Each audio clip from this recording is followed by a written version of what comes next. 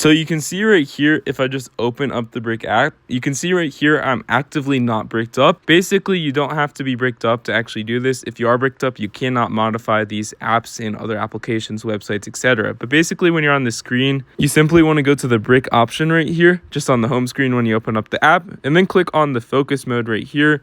And you can see right here, we can actually create new modes if there are different apps, or click on the edit option and you can see all of the apps that are actually allowed or not allowed on this page like so. And if we just click on this option right here, just all of our apps, you can do up to 50. You can basically just click on them, click on all these drop downs and modify them and just remove them just like so, or add different apps if you want them to be bricked up so you can't use them when you're bricked. But if you want to do this for websites, you can see right here we have this category called other at the very bottom, and you can see like Safari and all of these other websites that you may be using frequently. Or if there's one that you actually need, like let's just say you need a ChatGPT, you can basically allow it just on this page like so. But you can see right here, this is how you break all of your websites. You basically just tack on this other. It doesn't count as any app, so you can do a lot at once. And yeah, you just click on next when you're done, and you can see it'll save like so, and you click on the exit option, and you can see it is now blocking all of these different apps and websites that you may or may not want allowed when you're actually using your brick. But yeah, if you found this helpful, consider liking the video and subscribing down below. Have a great day.